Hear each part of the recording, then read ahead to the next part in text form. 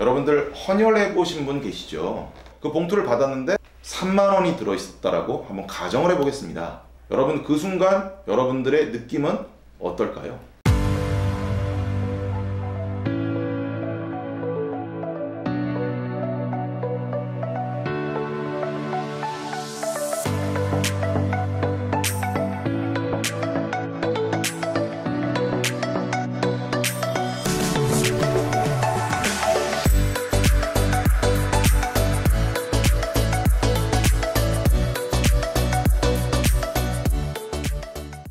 기업에서 근무하는 직장인들이 하루 종일 무엇을 창출할까요?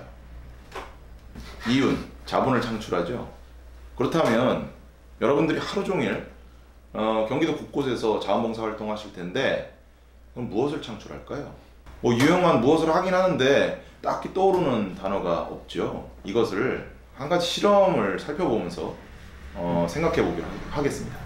아이리스 보넷과 브루노 프레이라고 하는 두 경제학자가 실험을 했는데요. 이것을 우리 상황에 맞게 제가 한번 재구성해 봤습니다. 자, A그룹과 B그룹 사이가 있고요. A그룹에 계신 분들에게 각각 10만 원이 든 봉투를 다 드렸고요. 저쪽에 B그룹이 있는데 받은 10만 원 봉투 중에서 드리고 싶은 만큼 드리십시오 라고 하는 미션을 드렸습니다. 두 그룹 사이는 전혀 모르고요. 서로 간에 칸막이가 있어서 보이지도 않습니다. 하나도 안 넣은 사람은 28% 나왔고요. 봉투에 넣은 평균 금액은 25,000원이 나왔습니다. 자, 두 번째 실험했습니다. 어떻게 했냐면 A그룹과 B그룹 사이에 칸막이를 열었고요. 서로 한번 보기만 했습니다. 하나도 안 넣은 사람은 11%로 줄어들었고요. 봉투에 넣은 평균 금액은 35,000원으로 올라갔습니다. 세 번째 실험했습니다. 자, 간단한 대화를 나눴습니다. 자기소개했고요. 간단한 아이스 브레이킹도 했죠. 자, 안 넣은 사람 한 사람도 없었고요. 봉투에 넣은 평균 금액은 5만 원이 나왔습니다. 무엇이 이들의 기부를 향상시켰을까요?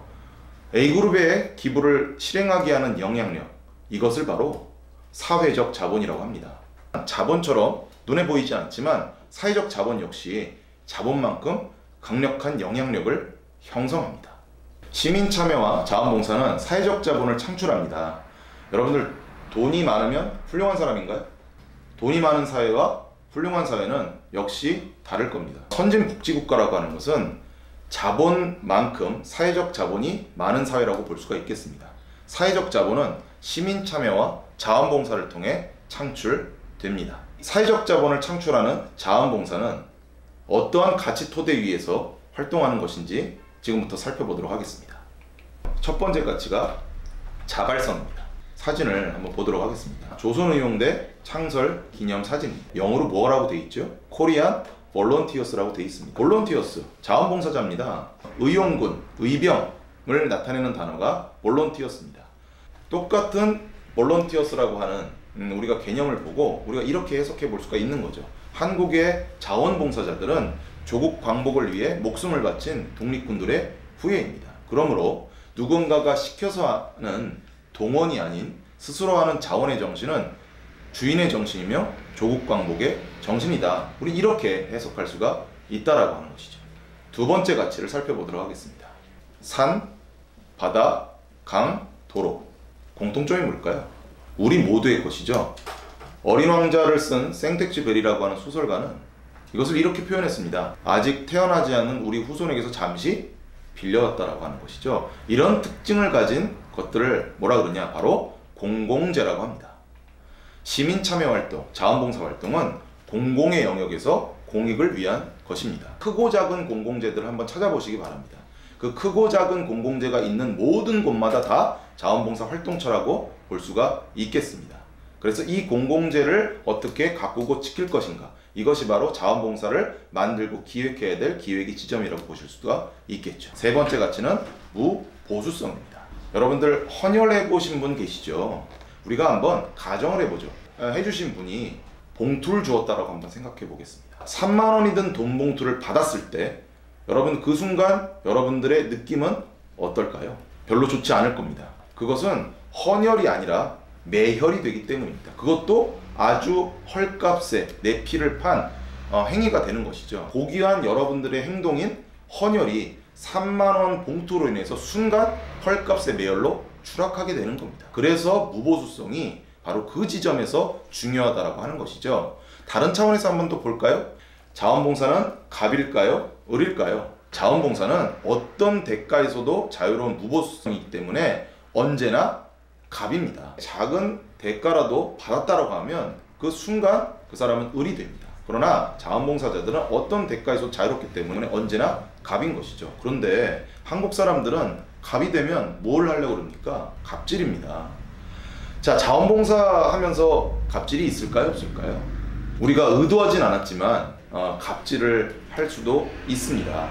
자원봉사자는 갑이지만 수요기관과 이용자들이 원하는 것을 먼저 경청해야 합니다. 자, 비즈니스의 관계에서는 어떻습니까? 을이 갑 얘기를 경청을 해야 그 다음 수주들을 줄 거 아니겠습니까? 그런데 자원봉사는 반대입니다. 자원봉사자가 갑이지만 먼저 수요기관과 이용자들이 원하는 것을 먼저 경청해야 한다라고 하는 것이죠. 이 지점에서 네 번째 가치인 책임성이 연결이 됩니다. 만화를 통해서 책임성이라고 하는 맥락 속에서 다시 한번 살펴보도록 하겠습니다. 청소년이 휠체어 장애인에게 자원봉사 활동을 했습니다. 청소년도 이 상황에서 일기를 썼고 휠체어 장애인도 일기를 썼습니다. 먼저 청소년의 일기를 한번 살펴보죠. 오늘은 자원봉사하러 장애인 시설에 갔다. 그 시설에는 거동이 불편한 장애인들이 있었다. 나는 그들을 즐겁게 해주고 싶었다. 그래서 게임도 해주고 산책도 시켜주었다. 오늘은 정말 보람있는 하루였다. 이 똑같은 상황을 휠체어 장애인분이 일기를 썼습니다. 오늘은 청소년 자원봉사자가 찾아왔다. 그들은 나보고 게임하자며 졸라댔고 내키도 하는 산책을 해야만 했다. 그리고 시간이 되자 돌아갔다. 이 장애인분이 뭐라고 하셨을까요? 여러분들 한번 생각해 보시길 바랍니다. 자, 이 청소년은 왔을 때 어떻게 하면 됐었을까요? 자, 그렇죠. 질문을 했으면 됐습니다. 제가 2시간 정도 자원봉사하러 왔는데요. 무엇을 도와드리면 될까요? 그 질문에 대한 대답을 경청하고 그것을 그대로 하면 그분도 그리고 본인도 좋은 보람있는 활동이 되었을 텐데 그냥 열심히 했던 겁니다. 수요자가 그리고 이용기관이 무엇을 원하는지를 경청하고 거기에 맞게 하는 것이 바로 책임성이라고 하는 것이죠.